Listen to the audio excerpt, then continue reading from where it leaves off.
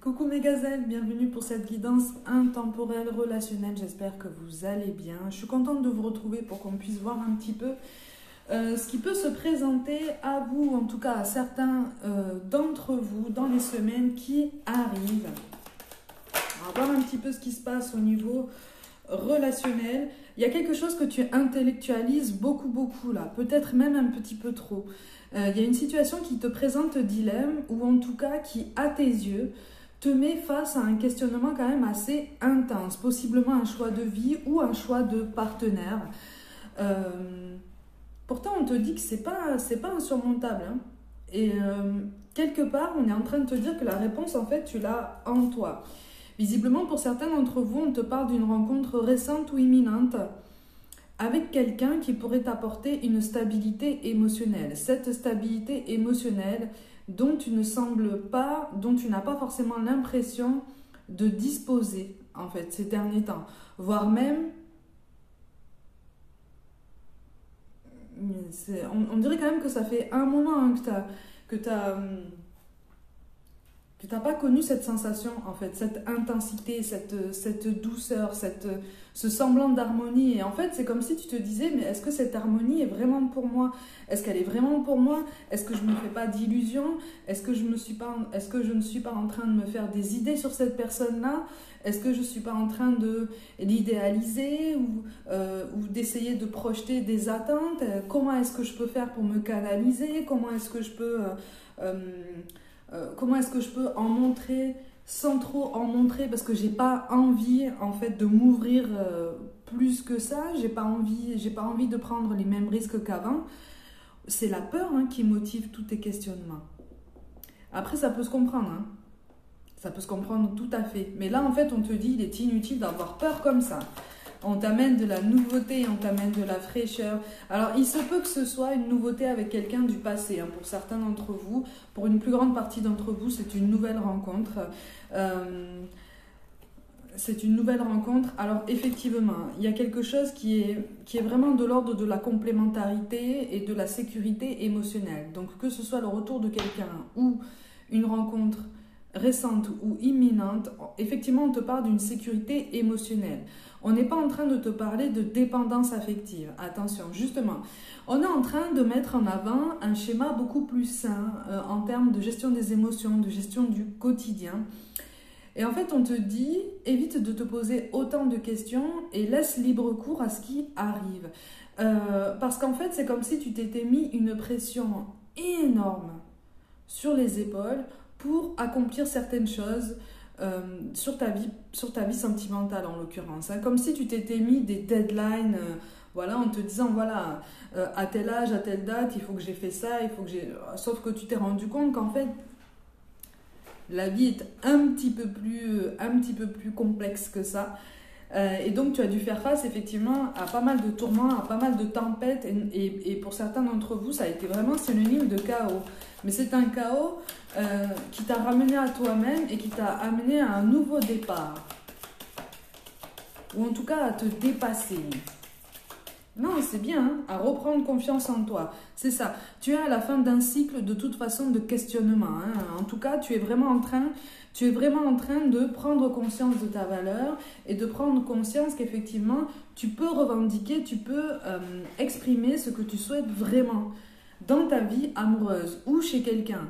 D'accord? Ce que tu acceptes aussi d'incarner aussi dans ta vie amoureuse. Parce que c'est bien de dire ce qu'on attend, mais c'est bien aussi d'incarner ce qu'on attend aussi. Tu vois? Ou en tout cas d'essayer d'aller en ce sens le plus possible. Donc on est vraiment sur un sens... Et en plus on a la roue de la fortune. Donc on est vraiment sur un sens de l'accomplissement, sur un aboutissement positif, quelque chose qui se décante, une situation qui bouge visiblement en ta faveur. Attention à ne pas prendre cette situation au sérieux parce que tu risques, encore une fois, d'être en proie à tous tes questionnements, à toutes ces errances émotionnelles. D'accord? Tu es en train de te disperser et on t'encourage vraiment à retrouver ton équilibre, à travailler peut-être aussi ton ancrage, d'accord? Tu n'es pas en train de répéter les mêmes schémas du passé, tu ne vas pas au-devant de douleurs et de tristesse et de déception que tu connais déjà. Même si c'est avec quelqu'un que tu connais déjà et qui revient du passé, il y a quelque chose qui a changé aussi chez cette personne. Ou en tout cas qui est en train de changer, qui est en train de se transformer, qui est en train de mûrir. Et on te dit, on a quelqu'un là, effectivement, qui a été comme toi et qui est encore comme toi, c'est-à-dire dans la volonté de maîtriser ce qui se passe. Donc, effectivement, cet ancrage, ce nouvel équilibre,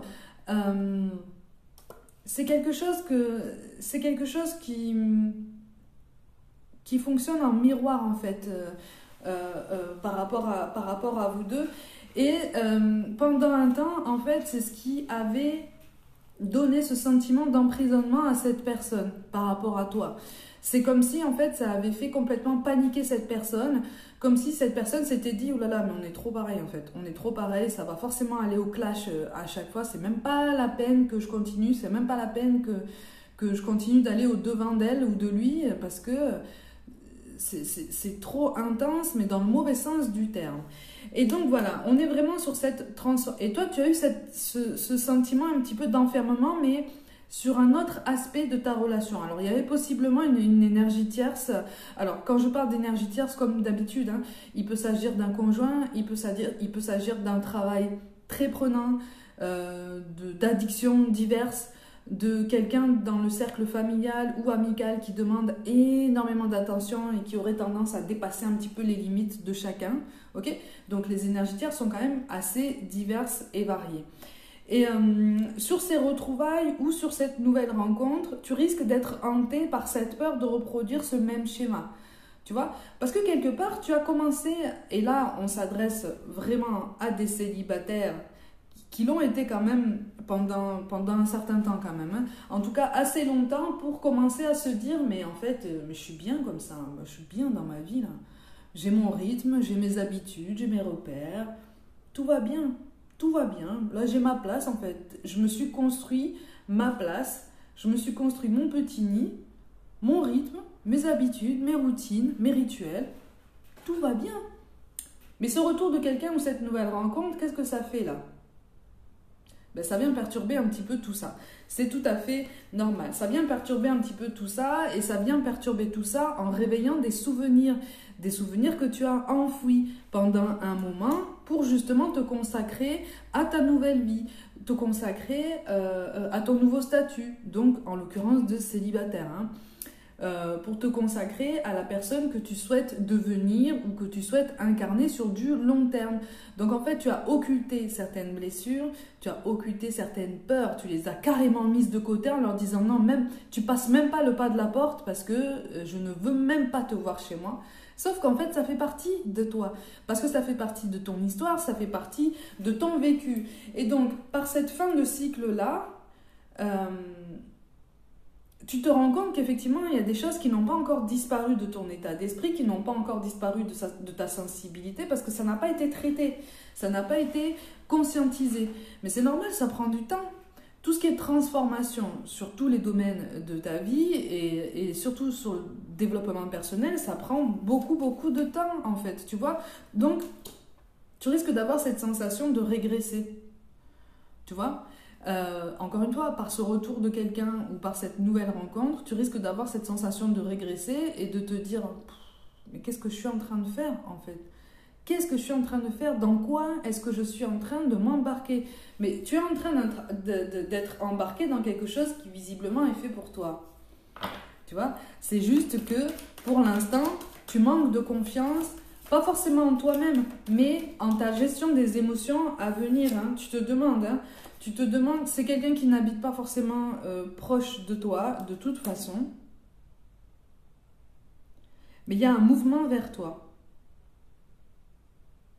C'est-à-dire que tu vas avoir la sensation que ça va arriver comme ça, tu vas te dire mais qu'est-ce que c'est? Qu'est-ce qui se passe en fait? C'est bizarre. Tu vas même trouver ça bizarre en fait, tu vas être dans les soupçons, tu vas être sur la méfiance parce que tu vas te dire c'est trop beau, hein? Il y a anguille sous roche. Hein. C'est surtout une peur de regarder en face certaines peurs résiduelles encore. Tu vois? C'est ça. Donc, dans un premier temps, tu risques de te montrer, si ça n'est pas déjà le cas, tu risques de te montrer un petit peu indifférent, indifférente, ou en tout cas dans la distance, dans la précaution. Tu vas pas forcément t'investir plus que ça, tu vas pas forcément... et là, puisqu'on parle du sentimental, surtout si il s'agit du retour de quelqu'un du passé à qui tu as tenu énormément, tu vas être dans la précaution extrême en ce sens que tu vas te dire non, non, non, non, non, effectivement, je ressens encore des choses pour cette personne, mais je ne vais surtout pas lui dire, je ne vais surtout pas lui exprimer mes sentiments parce que j'ai pas envie, d'un côté, j'ai pas envie en fait qu'il parte en courant encore une fois, j'ai pas envie qu'il me fuit et en même temps, j'ai pas envie en disant ça de déclencher à nouveau un nouveau schéma qui va me faire du mal, hein, ok?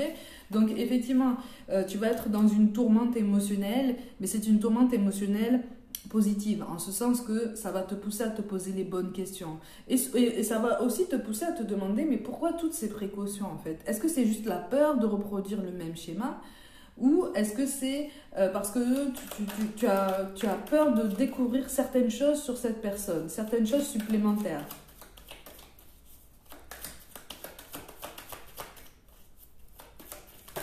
Alors, il peut s'agir d'un signe d'eau. Hein. Toi, tu peux être d'un signe d'eau, mais il peut s'agir d'un signe d'eau, donc quelqu'un qui est effectivement dans les émotions, alors dans les émotions qu'on n'exprime pas trop, voire même pas du tout. C'est aussi pour ça que tu risques de prendre aussi des pincettes par rapport à tout ça, parce que tu vas te dire, oulala, mais je ne sais pas comment l'approcher, je ne sais pas comment il ou elle gère ses pensées, je ne sais pas ce qu'il a dans la tête, je ne sais pas comment il résonne son approche par rapport à moi. Donc moi aussi, en fait, je vais adopter à peu près le même comportement par effet miroir et je vais faire preuve de cordialité.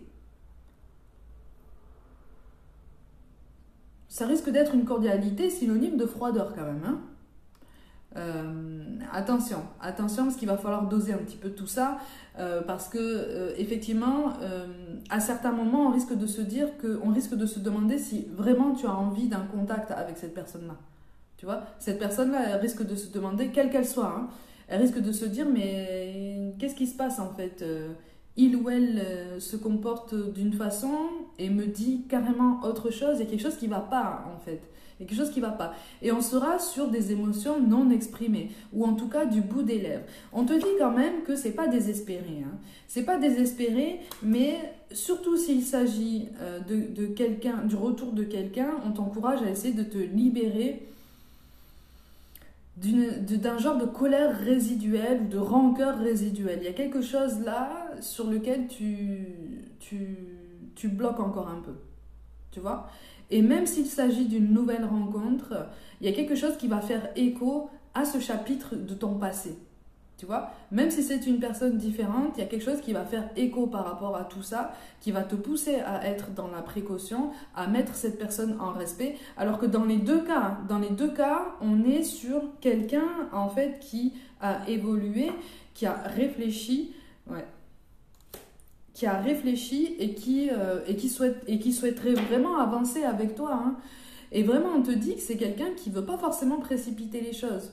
Tu vois, ce qui pourrait t'arranger en fait dans ton évolution et dans ton libre raisonnement, dans l'approfondissement en fait de ta vision des choses, même dans ton approche en fait de la situation, tu vois. Le fait que vous preniez votre temps, encore une fois, quel que soit le cas de figure que je t'ai énoncé jusqu'à présent, le fait que vous preniez votre temps, déjà lui ou elle ça va l'arranger parce que encore une fois on n'est pas en face de quelqu'un qui a une vie complètement rangée avec des étiquettes, des compartiments, tout est bien cloisonné. Non, il y a encore du tri à faire dans les pensées, il y a possiblement du tri à faire dans un relationnel aussi général. Et donc c'est une personne qui a aussi besoin de temps en fait pour savourer aussi sa liberté. C'est quelqu'un qui est seul aussi, peut-être depuis moins longtemps que toi. Mais voilà, c'est quelqu'un qui est bien aussi avec lui-même ou elle-même. Donc on ne va pas précipiter les choses, on n'est pas sur un sentiment de désespoir, on n'est pas sur une volonté de se rapprocher frénétiquement de quelqu'un pour arrêter de sentir ce sentiment de solitude, d'isolement, de quelque chose qu'on subit. Là, on est sur quelque chose de plus positif, d'accord? De plus bienveillant, de plus mature, de plus conscient. Ok? Encore une fois, toi comme cette personne, vous n'en êtes pas à votre toute première histoire. Hein? Okay, donc, tous les deux, en fait, vous avez accumulé quand même pas mal d'expérience, si je peux dire ça comme ça. En tout cas, vous avez enchaîné les enseignements spirituels, les enseignements de la vie. Voilà, vous connaissez les rapports humains, en fait. Tous les deux, vous savez qu'en fait, l'être humain est bien plus nuancé que ce qu'on voudrait et que ce qu'on pense, en fait. Donc, même toi, tu vois, même toi, tu es beaucoup plus nuancé que ce que tu penses. Même si tu essayes d'aller en profondeur dans ton raisonnement, même si tu essayes d'aller avec plus de sagesse dans ton approche des autres et de toi-même. Tu vois? Donc on est vraiment, voilà, c'est ça. On est vraiment en fait sur une volonté, notamment de ta part, de ne absolument pas reproduire un même schéma par le passé. Et pour beaucoup d'entre vous, tu as connu un schéma de dépendance affective dans le passé. Il y a eu une dépendance, possiblement avec cette personne. De toute façon, que ce soit le retour de cette personne ou une nouvelle rencontre, cet élément du passé a été de toute façon marquant en termes de dépendance affective, voire même d'interdépendance émotionnelle.